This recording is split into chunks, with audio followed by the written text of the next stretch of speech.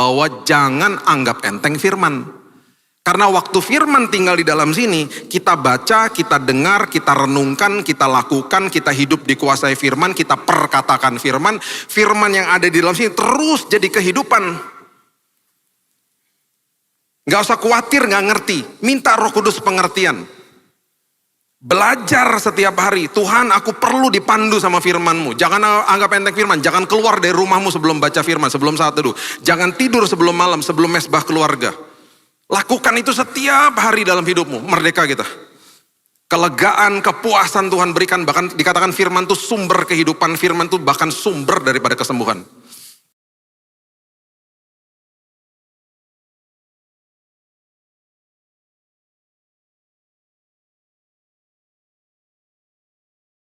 Bagi kami di tahun yang lalu.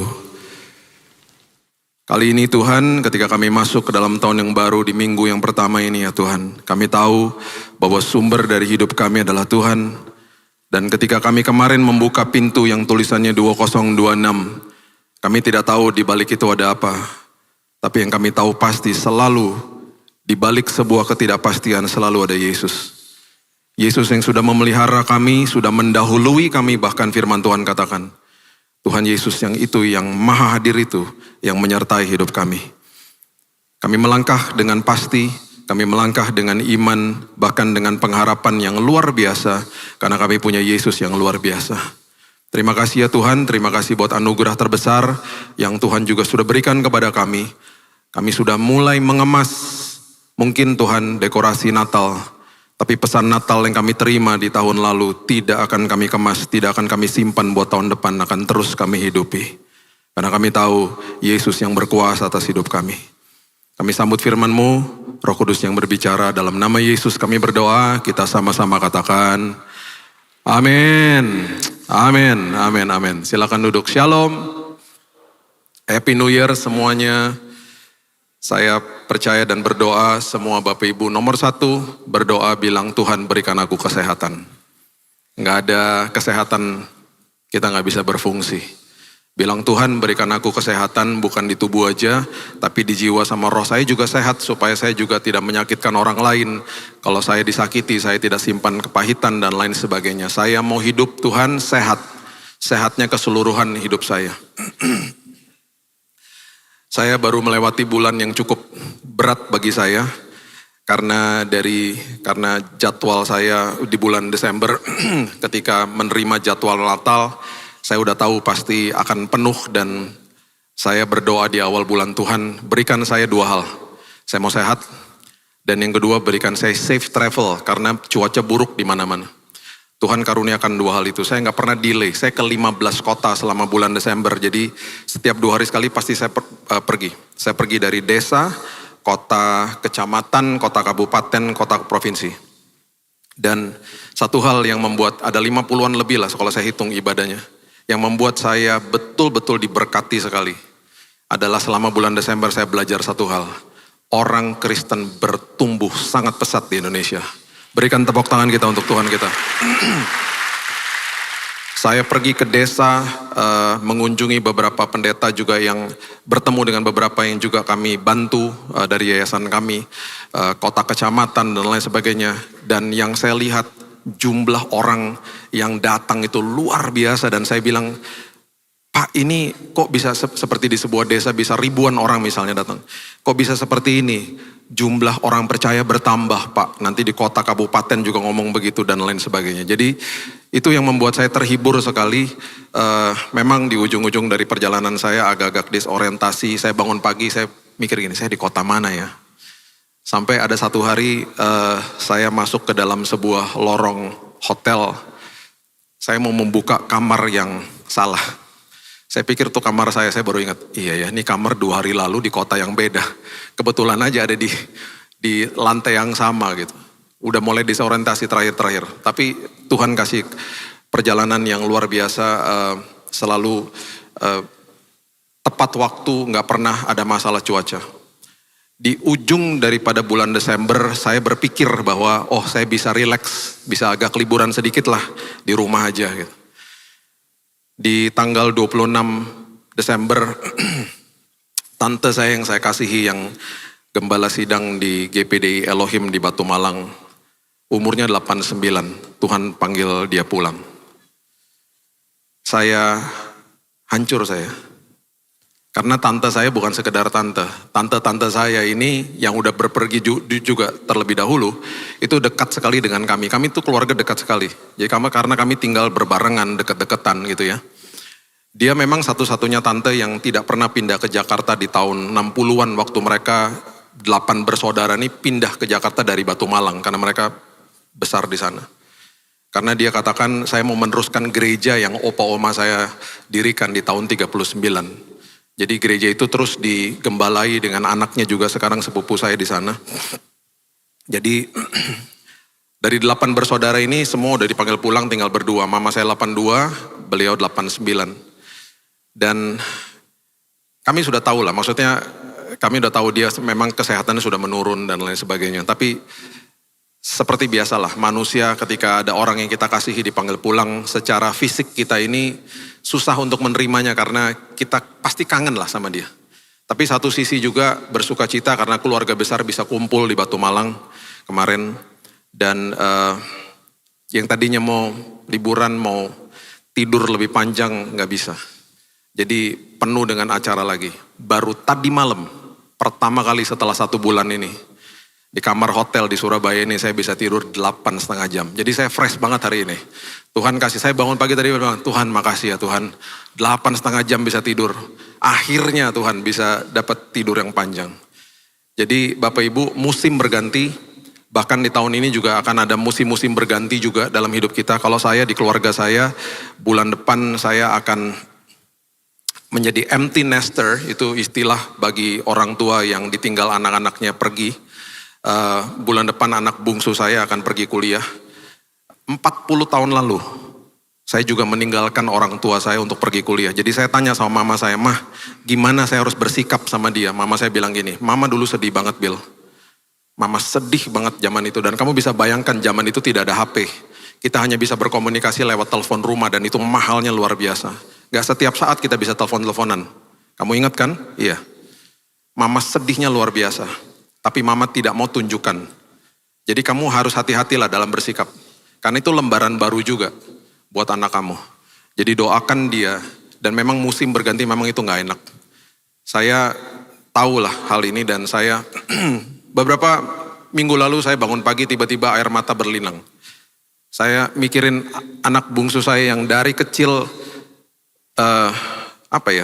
ya karena dia bungsu ya. Jadi dia kayak the baby in the family. Dan saya bilang sama dia, Dek, kamu kok lebih tinggi dari aku ya Dek sekarang. Terus kok kamu udah dalam chapter yang baru lagi hidupmu gitu. Tapi itulah hidup. Ada yang meninggalkan, ada yang pulang ke sorga, ke rumah Bapa. Ada yang meninggalkan rumah karena ada chapter-chapter baru dalam hidup. Itulah kehidupan. Jadi kemarin waktu kami kumpul di rumah tanggal 31 Desember, kami nonton Bethany Nginden, saya sama keluarga sama teman-teman. Kami menghabiskan waktu terakhir sebelum masuk ke tahun yang baru, kami nonton Bethany Nginden, nonton khotbahnya Pak John, renungan dari Pak Aswin juga. Kemudian waktu masuk jam 12 kami perjamuan kudus di rumah. Dan itu yang kami lakukan. Jadi bersuka cita, kita pastinya masuk ke dalam tahun yang baru di dalam hadirat Tuhan. Sebentar Bapak Ibu akan ambil perjamuan kudus. Jadi jadikan ini momen di mana Tuhan, saya masuk ke dalam tahun ini di dalam hadirat Tuhan. Saya nggak bisa lihat ujung tahun ini, tapi yang saya tahu pasti Tuhan berjalan di depan saya. Amin. Ulangan 31 ayat 8 mengatakan Tuhan berjalan mendahului saya, karena Tuhan itu maha hadir.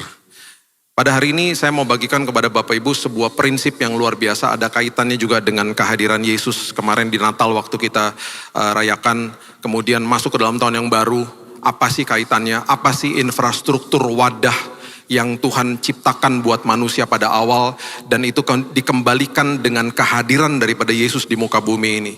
Kita buka sama-sama kitab Kejadian pasal yang pertama, ayat pertama sampai ayat yang keempat. Kejadian pasal yang pertama, ayat 1 sampai 4 ini adalah infrastruktur awal waktu Tuhan ciptakan manusia, dan kita harus tahu karena waktu Yesus hadir kembali ke dalam hidup manusia, dia kemudian mengembalikan semua rancangan awal Tuhan yang ada di dalam kitab Kejadian ke dalam tangan manusia. Perhatikan ini baik-baik. Pada mulanya Allah menciptakan langit dan bumi. Pada mulanya Tuhan menciptakan waktu, ya. Dan kemudian Tuhan ciptakan ruang, langit. Tuhan ciptakan benda, bumi. Tuhan ciptakan itu untuk kita semuanya. Infrastruktur awalnya seperti itu. Tuhan kasih kita waktu, dikasih kronos. Makanya kita baru melewati tahun baru. Ada kalender-kalender dalam hidup kita. Bahkan masa tugas kita di bumi ini juga sudah ditentukan. Mazmur 90 katakan hidupmu tuh 70, kalau kuat 80 tahun. Ya. Dan itu sudah dibentangkan sama firman Tuhan. Ada yang dipanggil pulang duluan karena tugasnya sudah selesai. Ada yang dikasih bonus seperti tante saya kemarin 89 tahun. Dikasih bonus sama Tuhan. Dan banyak hal-hal ini sudah diberikan sama Tuhan. Ini infrastrukturnya. Kemudian dikatakan bumi belum berbentuk dan kosong. Gelap gulita menutupi samudera raya. Dan roh Allah melayang-layang di atas permukaan air. Jadi di dalam bumi pastinya sudah ada tanah, sudah ada air. Ya, perhatikan itu baik-baik karena ini ada kaitannya dengan apa yang Tuhan lakukan dalam proses kreasi. Kemudian pertama kali ketika bumi diciptakan gelap di situ. Masih gelap. Infrastruktur pertama, wadah pertama yang Tuhan ciptakan untuk manusia. Perhatikan ayat yang ketiga. Berfirmanlah Allah, jadilah terang. Jadilah terang. Lalu terang itu jadi. Jadi pertama kali firman mengucapkan untuk membuat sebuah infrastruktur atau wadah daripada kehidupan manusia adalah terang. Karena ayat sebelumnya mengatakan gelap gulita menutupi kehidupan di dalam bumi pada saat itu. Dan itu sebabnya terang diciptakan, kemudian dikatakan Allah melihat bahwa terang itu baik, ayat 4, dipisahkan terang itu dari gelap. Perhatikan ini baik-baik. Dari awal proses kreasi, Tuhan lagi kasih tahu sama kita bahwa Dia adalah sumber daripada terang. Dia sumber daripada kehidupan. Perhatikan ini juga baik-baik. Benda-benda di langit yang namanya bulan, bintang, sama matahari itu tidak diciptakan sampai hari keempat. Jadi kalau orang mengatakan sumber cahaya adalah matahari, salah. Sumber cahaya adalah Tuhan. Kalau tidak ada cahaya itu, matahari tidak bisa bersinar. Jadi Tuhan lagi kasih tahu, itu hanya benda yang saya titipkan di cakrawala untuk menerangi hidupmu. Jadi harusnya setiap kali kita lihat matahari dan bintang dan juga bulan, kita harusnya bilang, terima kasih Tuhan, aku lagi lihat terang Tuhan. Karena terang Tuhan diciptakan sebelum ada benda-benda di cakrawala. Tuhan lagi kasih tahu sama kita, wadah daripada manusia itu adalah terang. Terangnya saya, terang di dalam hadirat saya. Dan terang itu diciptakan sama firman yang keluar dari mulutnya. Jadi firman sama terang itu kaitannya gak bisa dipisahkan. Firman menciptakan terang. Dan ini, infrastruktur ini dibuktikan sama Yohanes ketika Yesus kembali hadir dalam kehidupan manusia. Yesus hadir dalam hidup manusia, firman menjelma jadi manusia. Ketika manusia jatuh ke dalam dosa, semua prosesi ini, semua rancangan awal Tuhan ini terdistorsi, tapi tidak pernah bisa digagalkan. Rencana Tuhan gak pernah bisa digagalkan. Rencana Tuhan terdistorsi sama iblis dalam kehidupan manusia. Gak bisa digagalkan. Jadi manusia hidup di dalam kegelapan akhirnya. Terpisah dari hadirat Tuhan, itu arti kematian. Terpisah dari hadirat Tuhan, kemudian manusia juga mati secara fisik akhirnya. Nah setelah ini terjadi ribuan tahun, kemudian lahirlah Yesus. Firman menjelma jadi manusia. Yohanes mulai membentangkan peristiwa yang indah ini di dalam kitabnya. Coba kita baca Yohanes pasal yang pertama. Ayat yang pertama, dia mengatakan, ayat pertama ini menjelaskan kepada kita sesuatu yang terjadi sebelum Kejadian 1 ayat 1. Jadi Yohanes ini mengatakan begini, pada mulanya adalah firman. Firman itu bersama-sama dengan Allah dan firman itu adalah Allah. Jadi pada mulanya adalah firman, sebelum Kejadian 1 ayat 1 udah ada. Bahkan saya tidak bisa menggunakan kalimat begini. Tuhan atau Yesus sudah ada sejak, nah saya gak bisa sebut udah. Karena gak ada waktu yang saya bisa ucapkan. Sejak mulanya apa? Ya, saya gak bisa lanjutkan kalimat itu. Karena dia pencipta langit dan bumi, dia tidak bisa dibatasi sama waktu. Dia adalah alfa dan omega, awal dan akhir. Awalnya kapan? Mana tahu? Gak bisa masuk ke dalam pikiran manusia. Pikiran kita sangat terbatas untuk memikirkan kedaulatan, kehebatan Tuhan yang gak bisa dibatasi sama waktu. Pikiran kita aja gak bisa ada kata-kata yang bisa menggambarkan awalnya Tuhan. Karena awal dan akhir, alfa dan omega itu dia miliki. Bahkan kekekalan dimiliki sama dia. Makanya dikatakan dia adalah Bapa yang kekal. Nah itu, kalau kita mengerti itu, kita mulai paham bahwa iya ya, dia sumber atas segala sumber. Orang ateis dan agnostik ketika mengerti ini, mereka mulai berpikir iya ya, pikiran saya gak sampai ke situ. Nah kalau pikiran kamu gak sampai ke sana, berarti kamu harus sadar, kamu tuh terbatas pikiranmu secara manusia. Kamu harus tahu ada Tuhan yang menguasai kehidupan. Nah perhatikan ayat 4. Firman sama terang ya. Wadah itu, infrastruktur itu dirusak sama iblis, dirusak. Waktu Yesus kembali, makanya kitab Yohanes ini bukan sinoptik gospel, bukan Injil yang serupa seperti Matius, Markus, dan Lukas. Dia tulis sesuatu dia tulis kehadiran Yesus. Dia tidak membeberkan apa yang terjadi di palungan seperti Matius, Markus, dan Lukas. Dia tidak membeberkan kelahiran Yesus. Dia membeberkan kelahiran atau kehadiran Yesus itu dari angle yang berbeda. Dia ambil sebuah angle dan Yohanes dapat pewahyuan yang luar biasa tentang kitab Kejadian. Makanya dia katakan begini ayat 4. Terang itu bercahaya. Dalam dia ada hidup. Dan hidup itu adalah terangnya manusia ayat 4. Terang itu bercahaya ayat 5. Di dalam kegelapan dan kegelapan tidak menguasainya. Wow. Dia lagi kasih tahu sama kita pada awalnya Kejadian 1 ayat 3, ayat 2 dan 3. Itu mengatakan pertama kali ada gelap gulita. Kemudian Tuhan menciptakan terang untuk mengatasi gelap gulita. Dia kembalikan. Dia kasih tahu, ingat ya, Yesus itu hadir. Dia hadir, dia bawa terang. Hidup itu adalah terangnya manusia. Kemudian dikatakan terang itu bercahaya di dalam kegelapan. Dan kegelapan tidak menguasainya. Dia lagi kasih tahu lagi sama kita begini. Penebusan Kristus di kayu salib. Itu menebus dosa manusia. Penebusan itu tidak dilakukan untuk bumi yang kita hidupi. Itu sebabnya kehidupan kita tetap berada di tengah-tengah kegelapan. Makanya dikatakan kegelapan itu, cahaya itu bersinar di tengah kegelapan. Kegelapan tidak bisa menguasai. Harusnya kita menguasai hidup, bukan hidup menguasai kita. Kegelapan tidak bisa menguasai saya. Itu maksudnya. Jadi terang itu bersinar, terang itu hidup di dalammu, dikembalikan ke dalam sini. Makanya Efesus katakan hiduplah sebagai anak-anak terang. Oke, kita pahami dulu nih dasarnya ini ya. Hidup sebagai anak-anak terang. Makanya kalau candlelight itu harus mengacu kepada ayat ini sebenarnya. Harus dipikirin, terima kasih Tuhan, terangmu diterbitkan di dalam aku, diberikan kembali supaya aku itu jadi panduan dalam hidup yang penuh dengan kegelapan. Karena buminya tidak ditebus, tetap ada penyakit, tetap ada bencana, ada kecelakaan, ada kriminal, ada kejahatan, dan seterusnya. Dan karena terang itu ditaruh di sini, itu terang menjadi beacon of light, menjadi kayak pin drop kalau di Google Map.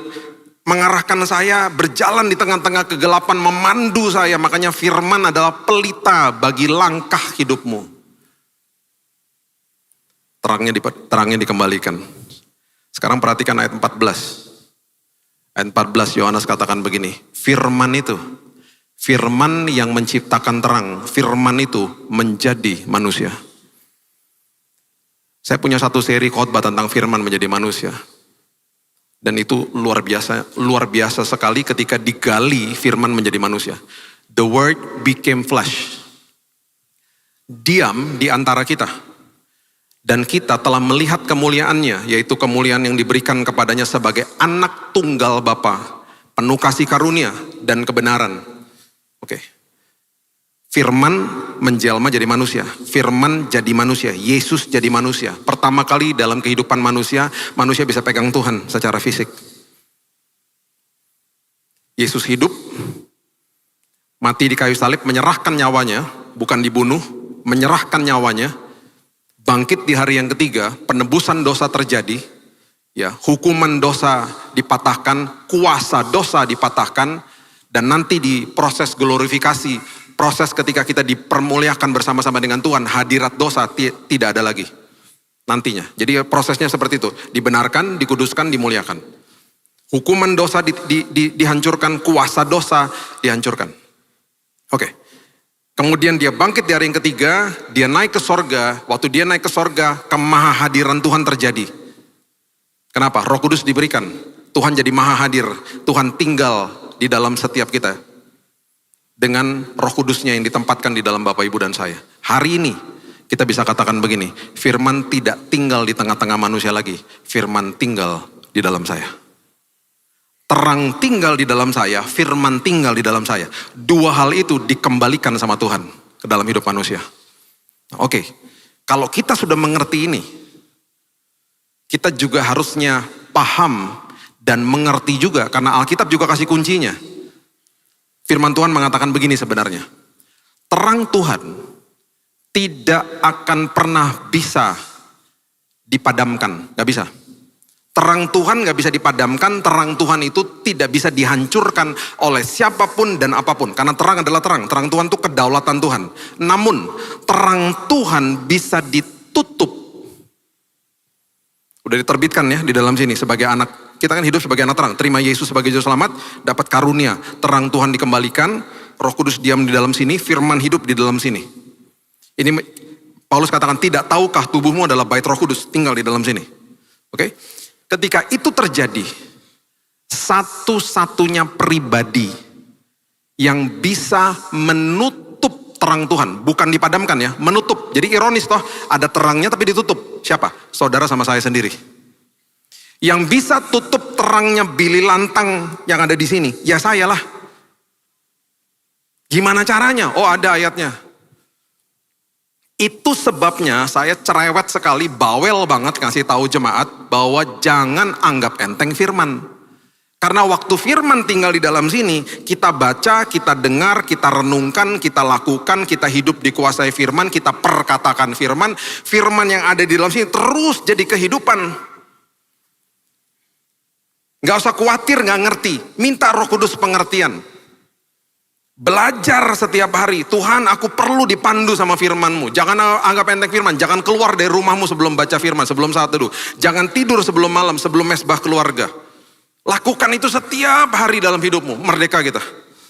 Kelegaan, kepuasan Tuhan berikan, bahkan dikatakan firman itu sumber kehidupan, firman itu bahkan sumber daripada kesembuhan. Dan itu sebabnya ketika kita lakukan itu, kita mulai sadar lagi. Iya ya Tuhan, seperti saya juga pernah katakan di sini, pintu gerbangnya tubuh adalah mulut. Pintu gerbangnya roh sama jiwa, di mana firman itu tinggal di dalam kita, itu adalah mata sama telinga. Makanya 2 Petrus 2 ayat 7-8 mengatakan Lot itu orang yang benar, sama seperti kita. Hidupnya akhirnya jiwanya itu tersiksa, karena tidak menjaga penglihatan dan pendengaran. Karena itu pintu gerbang hati. Nah coba sekarang lihat ya. Alkitab kasih kuncinya nih. Matius pasalnya yang ke-6 ayat 22 dan 23. Firman Tuhan katakan begini. Matius pasal yang ke-6 ayat 22 dan 23. Mata adalah pelita tubuh. Pintu gerbang soalnya. Mata tuh pelita. Makanya baca firman lewat matamu, mata akhirnya menjadi pintu gerbang di mana pelita Tuhan itu terus terlaksana dalam hidup ini, terus jadi panduan berjalan di dalam kegelapan dunia. Jika matamu baik, teranglah seluruh tubuhmu. Karena terangnya sudah dikasih ke dalam sini. Dan kita jaga mata kita. Jika matamu jahat, gelaplah seluruh tubuhmu. Perhatikan kalimat ini. Jadi, jika terang yang ada padamu itu gelap. Jadi jika terang yang sudah diberikan itu ditutup sama ulahmu sendiri karena gak jaga mata. Karena gak mau baca firman, gak mau firman itu menguasai hidup. Betapa gelapnya kegelapan itu. Udah sekelilingmu gelap, kamu gak jaga mata, terang yang ada padamu ditutup sama ulahmu sendiri. Gelaplah hidupmu. Makanya orang Kristen stres. Kehilangan pengharapan loh. Saya kasih buktinya nanti. Kenapa terang itu ada hubungannya sama pengharapan. Gak ada pengharapan. Hidupnya tuh ngeluh aja gitu. Aduh, terus ngeluh. Aduh gimana ya gitu. Beda sama orang yang jaga mata.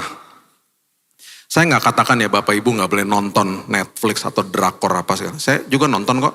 Tapi terregulasi. Nonton yang benar. Kita juga perlu hiburan kok, tapi jangan jadikan hiburan sumber daripada kepuasan. Nggak bisa. Jangan jadikan hiburan sumber daripada kebenaran. Nggak bisa. Kita perlu hiburan, kita perlu informasi kok. Kita juga patut nonton dan lihat apa yang terjadi di muka bumi ini. Betul, nggak apa-apa. Dan ada hiburan-hiburan tertentu yang memang kalau terregulasi baik-baik aja kok. Tapi kan nggak bisa larinya ke situ. Makanya ya, orang yang terlibat pornografi hancur hidupnya, hancur. Itu ngedetoxnya susahnya luar biasa. Hati-hati loh, hati-hati. Jangan buka celah. Itu lama ngedetoxnya. Saya tuh ngelayani orang-orang seperti begini. Lama, tahunan kadang-kadang. Gara-gara apa? Nggak dijaga matanya. Hati-hati. Masuk ke tahun yang baru ini tinggalkan semua keterikatan dosa di masa lalu. Semua kepahitan sampah tahun 2025 tinggalin di situ. Jangan dibawa masuk 2026. Biarlah tahun ini menjadi tahun yang kita merdeka. Tahun di mana kita betul-betul tahu bahwa terang itu sudah diterbitkan di dalam sini. Perhatikan Lukas 12 ayat 3 sekarang. Lukas 12 ayat 3. Karena itu, apa yang kamu katakan dalam gelap, perhatikan ini, akan kedengaran dalam terang. Dan apa yang kamu bisikan ke telinga di dalam kamar akan diberitakan dari atas atap rumah. Ayat ini sedang kasih tahu sama kita, hati-hati sama perkataanmu, karena itu korelasinya dengan pendengaranmu. Firman atau iman timbul dari pendengaran akan firman Allah. Iman dipudarkan ketika firman Allah tidak diucapkan, tidak kamu dengar. Yang kamu dengar apa? Keluhan-keluhan, kata-kata negatif. Hati-hati loh. Teman saya ya, nih saya kasih contoh nih, orang Kristen. Gak bisa tidur kalau malam. Terus ngobrol. Dia nanya apa ya, gimana ya? Terus saya tanya gini, karena temannya saya bilang gini, kamu sih suka ngomong-ngomong mati gue. Jadi setiap kali dia lupa sesuatu, mati gue. Coba deh kamu ganti kata-kata itu. Kamu tuh dengar kata-kata kutuk, tau gak? Satu hari dia di depan saya ngobrol-ngobrol, dia lupa sesuatu, mati gua. Terus dia lihat saya, dia, sorry, hidup aku hidup. Dia mulai merubah lah cara dia berbicara. Hari ini, setelah dia detox, dia lakukan kebenaran. Dia tidak lagi ucapkan itu. Dia tidur nyenyak dan tanpa obat. Kenapa? Karena telinganya mendengar kata-kata firman, kata-kata positif dalam hidupnya. Pernah gak Bapak Ibu ngobrol sama teman, dan orang itu tidak cakap berkomunikasi. Cakap berbicara tetapi tidak cakap berkomunikasi. Jadi kita ngomong apa ditimpalin sama dia. Kita ngomong apa dipotong. Dia punya cerita lebih seru dari kita. Lama-lama kita kecapean sendiri. Ini orang ngomong, kok aku ngomong dipotong-potong. Dia tidak menjadi pendengar yang baik. Orang yang berkeluh kesah. Orang yang komplain terus. Orang yang telinganya dengar di dalam kegelapan, mungkin orang gak dengar, dia ngomong kata-kata negatif sendiri. Kan hidupnya kita nih pribadi yang paling sering mendengar diri kita sendiri toh. Akhirnya diri kita sendiri ini tidak cakap berkomunikasi dengan diri kita karena kita mengeluarkan kata-kata negatif. Akhirnya jiwa kita capek lama-lama. Beda dengan orang yang senantiasa ngucap syukur, jiwanya segar. Karena tanpa kita sadari, kita sedang cakap berkomunikasi sama diri kita sendiri. Kamu lagi masalah ya? Iya, tapi Tuhan baik kok. Tenang aja, aku juga tahu kok waktunya Tuhan adalah waktunya Tuhan. Doain ya supaya aku kuat terus ya. Dia gak pernah keluarin kata-kata negatif. Kamu lagi masalah? Iya, realitanya aku dalam masalah. Tapi aku tahu Tuhan baik, Tuhan pelihara hidupku. Dia senantiasa menabur kata-kata positif, kata-kata firman yang keluar dari mulutnya. Akhirnya, yang dia dengar firman, yang dia dengar kebenaran, segar jiwanya. Terangnya tidak ditutup. Alkitab sudah kasih tahu kuncinya loh. Terang itu bisa ditutup karena mata sama telinga. Jadi hati-hati dengan hal seperti ini. Kemudian sekarang kita harus kembali ke dalam kitab Kejadian. Kalau terang dan firman itu sudah diberikan menjadi wadah, menjadi infrastruktur di mana manusia hidupnya makmur di dalamnya. Waktu di kitab Kejadian itu Tuhan lagi dalam proses kreasi. Tuhan tuh kasih tahu apa sih sama kita. Bapak Ibu, banyak sekali Kejadian 1 sama 2. Itu saya pernah eksposisi di seminar hamba Tuhan. Itu 2 hari baru selesai. Kejadian 1 sama 2. Belum lagi Kejadian 3. Semua rancangan awal Tuhan dibentangkan di situ. Kenapa manusia gak baik kalau dia seorang diri? Itu ada konteksnya. Ya, pertama kali manusia diberikan itu adalah marketplace, tempat pekerjaan, Kejadian 2 ayat 15. Dan itu semuanya dibentangkan di sana. Saya nggak punya waktu untuk bahas semuanya. Saya berikan dua hal yang sangat penting dalam hidup kita. Untuk kita masuk ke dalam 2026. Coba lihat Kejadian pasal yang pertama, ayat 26. Ayat 26. Mungkin kita udah sering baca. Dan ini adalah identitas pertama kali yang Tuhan berikan dalam hidup manusia. Ada di ayat 26. Dikatakan begini. Berfirmanlah Allah. Baiklah kita menjadikan manusia menurut gambar dan rupa kita. Di situ kita pasti mungkin bingung. Saya juga waktu baca ayat ini, menurut gambar dan rupa kita. Oh berarti Tuhan ada telinganya, ada matanya, ada mulutnya. Enggak, itu firman menjelma jadi manusia. Bukan itu konteksnya. Kemudian itu berarti kan identitas. Berarti kita harus tahu, mengerti itu maksudnya apa. Ada kata ini, supaya. Kata supaya itu adalah therefore, oleh sebab itu. Maksud kata supaya itu begini, saya nggak bisa lakukan bagian yang kedua kalau saya tidak lakukan bagian yang pertama. Saya harus belajar supaya saya pandai. Harus lakukan dulu bagian yang pertama. Saya harus nabung supaya saya bisa cicil motor. Saya harus belajar tentang pernikahan, ikutin konseling pranikah supaya pernikahan saya berhasil misalnya. Jadi identitasnya harus dimengerti. Supaya apa? Supaya begini. Mereka berkuasa atas ikan-ikan di laut, burung-burung udara, atas ternak, atas seluruh bumi. Dan atas segala binatang melata yang merayap di bumi. Memang disebutkan beberapa binatang karena manusia diberikan, dititipkan binatang-binatang di sekitarnya. Namun, satu hal yang penting dikatakan, to have dominion over the earth. Menguasai bumi, supaya manusia bisa menguasai bumi. Maksudnya apa? Supaya manusia bisa menguasai hidup. Manusia bisa menguasai hidup. Kalau manusia mengerti identitas di dalam Tuhan, siapa Tuhan dalam hidupnya, identitasnya, ayat ini. Dan semuanya ini bisa dilakukan ketika dia terus hidup di dalam wadah infrastruktur firman dan terang. Sekarang kita balik. Manusia nggak ngerti identitas di dalam Tuhan. Kebalikannya terjadi. Terang yang di dalam sini ditutup sama ulahnya sendiri, yang saya katakan tadi. Nggak jaga mata, nggak jaga telinga. Terang itu ditutup, firman itu akhirnya tidak berkuasa atas hidupnya. Yang terjadi adalah hidup menguasai dia. Apa artinya hidup menguasai manusia? Contoh sederhana deh. Orang yang masih keterikatan merokok. Dia nggak sadar tembakau menguasai dia.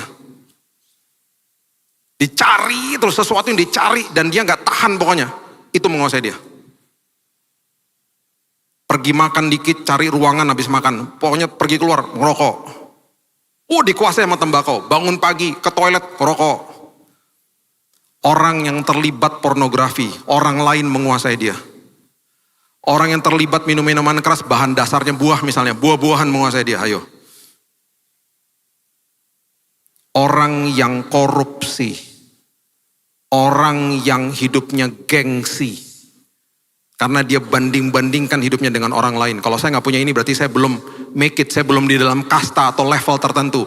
Uang menguasai dia, harta menguasai dia.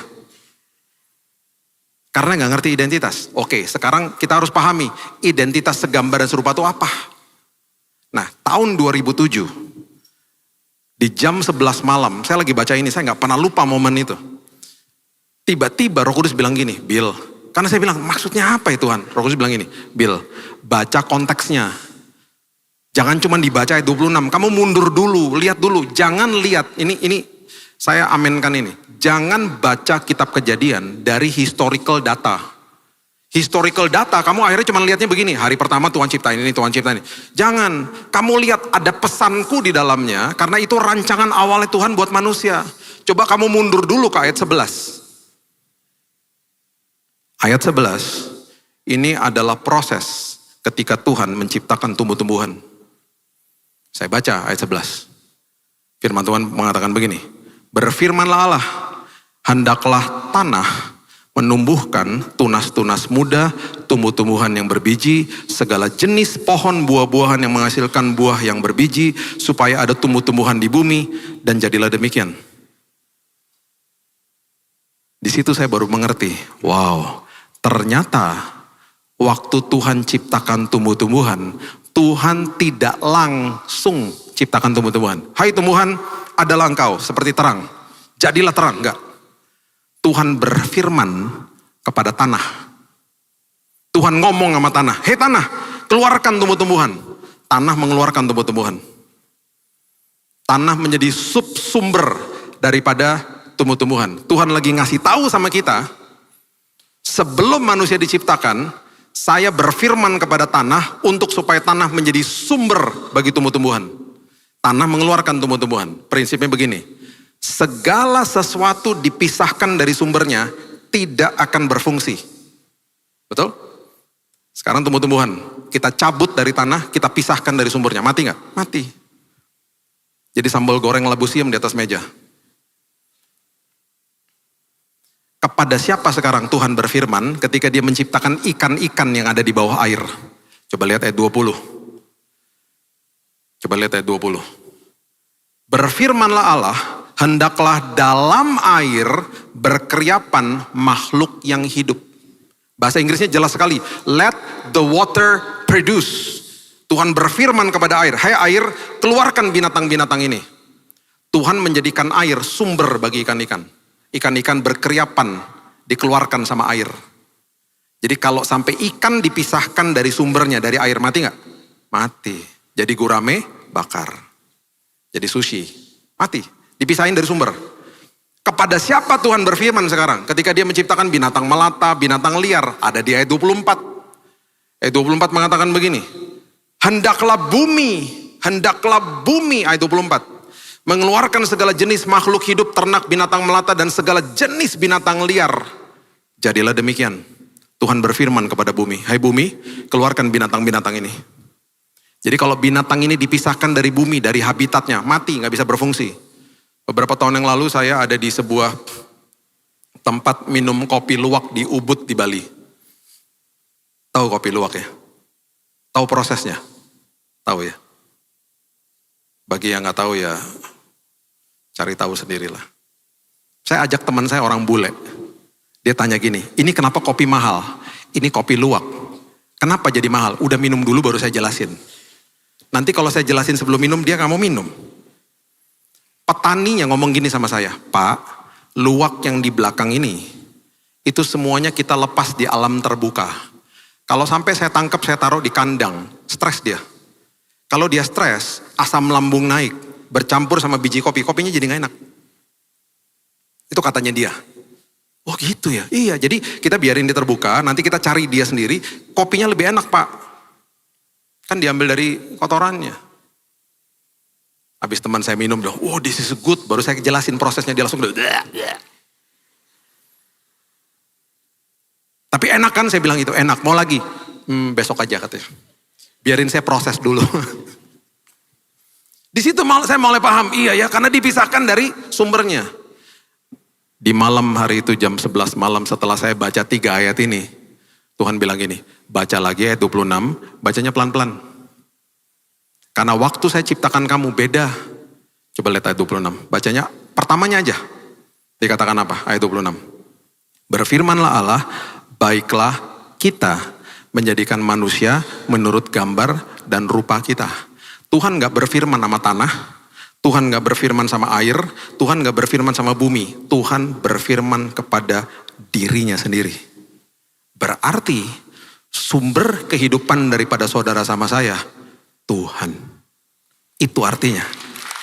Itu artinya. Oh nangis saya, oh itu Tuhan. Terus saya tanya gini, tapi debu sama tanah apa? Itu bahan baku Bil, bukan sumber.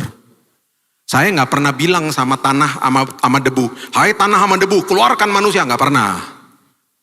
Saya berfirman kepada diri saya sendiri. Kata Tritunggal gak pernah diucapkan di firman Tuhan. Tapi Tritunggal impresi pertama yang diberikan, itu ada di ayat ini. Let us make man, baiklah kita Allah Tritunggal, menjadikan manusia. Itu sebabnya sumber daripada kehidupan kita, Tuhan, itu identitas kita.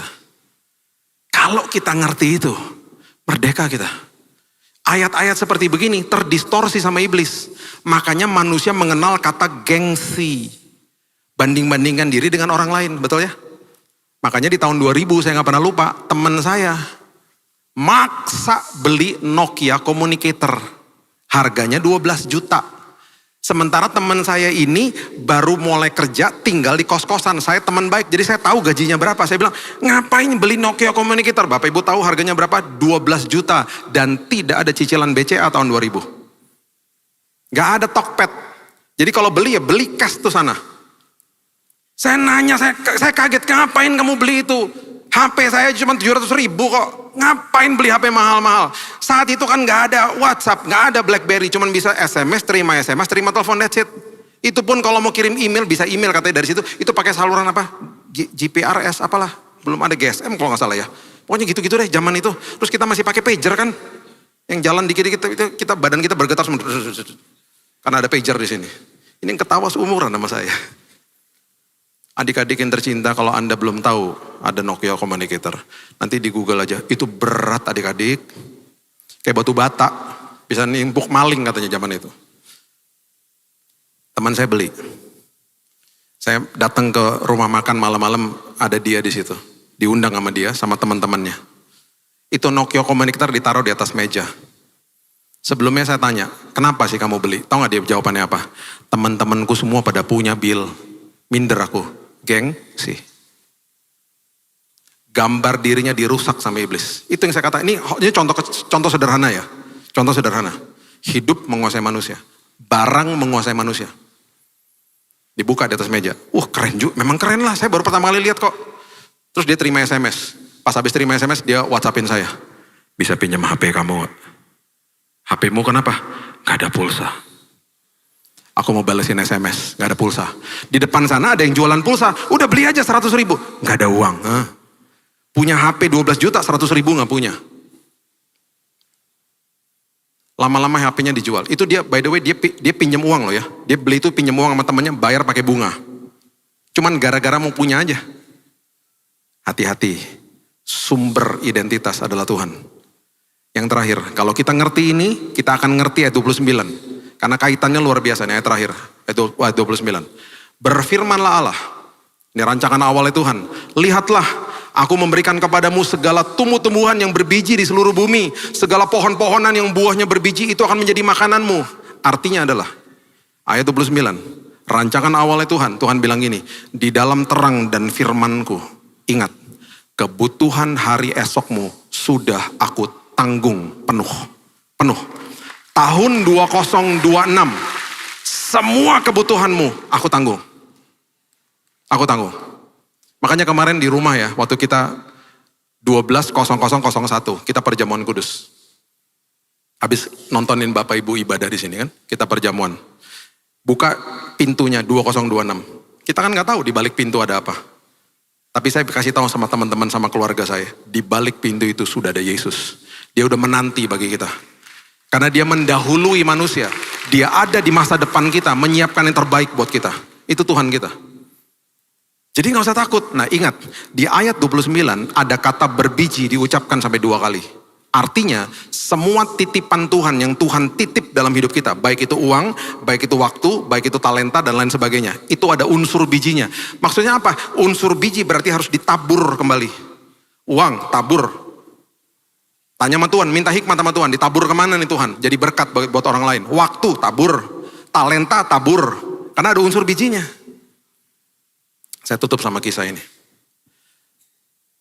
Beberapa belas tahun yang lalu ya, ada teman saya ada di persimpangan jalan. Ditawarkan kontrak sinetron ratusan juta, sama dia dipanggil sama Tuhan untuk pelayanan. Merintis pelayanan. Dia terganggu lah, dia ngomong sama saya, gimana ya Bill? Saya bilang, ya berdoalah, ya kita berdoalah sama-sama. Setelah 1 minggu kembali, saya dapat konfirmasi. Ya bener ya Bill, aku kayaknya harus masuk ke pelayanan, merintis pelayanan. Ya udah. Terus dia bilang gini, doain aku ya Bill, 3 bulan kemudian, kalau lihat di atas kertas nih Bill ya, saving aku habis, uangku habis. Dan salah satu komponen yang mahal saat itu adalah aku beli susu buat anakku. Dan betul uangnya habis, di saat di hari, susu anaknya habis. Itu jam 8 malam, habis kasih susu anaknya, dia berdoa sama istrinya. Tuhan, susu habis Tuhan. Kami udah gak punya uang. Kalau pakai logika manusia apa? Jam 8 malam supermarket masih buka, telepon saudara atau teman pinjam uang. Saya paling anti sama orang Kristen pinjam uang. Jangan jadikan itu kebiasaan. Justru di dalam saat kamu terpojok, di saat itu sorga terbuka ketika kita mengandalkan Tuhan. Disitulah kesaksian timbul. Udah gak mungkin, pintu tertutup, kalau gak Tuhan gak mungkin. Disitulah kesaksian timbul. Dia angkat kaleng susunya, dia berdoa, dia buang kaleng susunya. Saya tanya, bisa tidur? Ya agak susah sih, cuma tidurnya nyenyak akhirnya malam itu. Bangun pagi jam 6, kebangun sama tangisan anaknya minta susu udah gak ada. Dia bilang gini sama istrinya, ya udah kita buatin teh manis aja ya. Mereka berdua keluar dari kamar. Di atas meja makan, Bapak Ibu, mereka melihat ada kaleng susu yang baru, tulisannya jumbo size. Kaget mereka. Karena yang mereka buang kemarin kaleng susu yang biasa. Dia ke dapur, dia cek lagi. Masih ada kok kaleng susunya. Ini dari mana? Dia sama istrinya pelototin kaleng susunya. Dia bilang gini sama saya, Bill, aku tuh kalau lihat kaleng susu teduh banget hatiku, Bill. Kan itu kan makanan anakku. Ini pertama kali aku ngeliat kaleng susu, aku ketakutan, Bill. Kayak lihat penampakan. Sampai tak toel-toel gini. Ini ada isinya loh. Lagi dalam kebingungan, mbaknya keluar dari kamar. Mbak, dari mana mbak? Mbaknya bilang gini, loh pak, bapak gak tahu, tadi kan jam 5 mertua bapak nganterin ke sini. Loh, dia kaget, dia tanya sama istrinya, kamu kasih tahu mama? Enggak. Mereka berdua telepon mamanya. Ma, makasih ya buat susunya, kok mama tahu kita gak punya susu? Mamanya ngomong gini, mama gak tahu? Terus gimana ceritanya mah? Tadi malam, waktu mama lagi di check out counter di supermarket, udah mau check out, tiba-tiba mama digerakin aja, pengen beliin susu buat cucu. Jadi mama balik lagi, mama ambil susunya. Jam berapa tuh mah? Jam 8 malam. Di saat mereka berdoa jam 8 malam, sorga terbuka. Sorga terbuka. Mamanya beliin susu. Pertanyaan kedua dong, kok bisa jam 5 diantar ke sini? Ayo. Mamanya bilang gini, mamanya ini property agent. Mamanya bilang gini, mama tuh ada meeting di Bandung. Ini kejadian di Jakarta ya. Mama tuh ada meeting di Bandung. Mama makanya pagi-pagi jam 5 udah berangkat. Rumah mamanya sama rumah mereka berdekatan. Waktu mama mau masuk pintu tol, kan lewat rumah kamu. Jadi mama sekalian aja ngedropin susunya. Sekarang saya tanya gini, mamamu itu pulang hari gak? Iya. Tektokan sore. Kan bisa sore diantar, ayo. Kenapa Tuhan gerakin untuk antar pagi-pagi?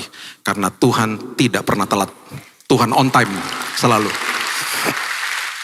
Masuk ke dalam tahun ini. Ini pesan firman Tuhan. Jaga terang dan firman yang sudah dikembalikan sama Yesus. Jaga. Jaga mata dan telinga. Supaya apa? Infrastruktur wadah ini akan terus memandu kita. Dan ingat di tahun 2026, sumber daripada kehidupan adalah Tuhan. Gak usah takut, berjalan dengan iman, kebutuhanmu sudah ditanggung penuh sama Tuhan. Berikan tepuk tangan kita untuk Tuhan kita. Bapak yang baik, terima kasih buat hari ini. Mengucap syukur buat kebaikan Tuhan. Mengucap syukur buat tahun yang baru. Mengucap syukur buat terang Tuhan. Firman Tuhan yang Tuhan sudah kembalikan ke dalam hidup kami. Itu sebabnya kami sanggup berjalan di dalam kegelapan dunia. Tidak takut bahaya. Kami dipandu sama firman Tuhan. Firman membawa hikmat, bahkan pengharapan. Karena kami tahu sepanjang tahun ini, inilah komitmen kami Tuhan. Jaga mata dan telinga kami. Firman menjadi kehidupan setiap hari. Firman itu kami baca, kami dengar setiap hari. Kami renungkan, kami perkataan. Bahkan hidup kami dikuasai firman. Itu sebabnya terang-Mu yang sudah diterbitkan di dalam kami terus bersinar dan membawa panduan dalam hidup kami. Menteraikan firman ini ya Tuhan, aku berdoa semua jemaat-Mu di tempat ini dijaga sama Tuhan, yang sakit disembuhkan, pemulihan juga sudah terjadi. Hanya di dalam nama Tuhan Yesus, kami sudah berdoa dan mengucap syukur, kita sama-sama katakan, amin. Tuhan berkati.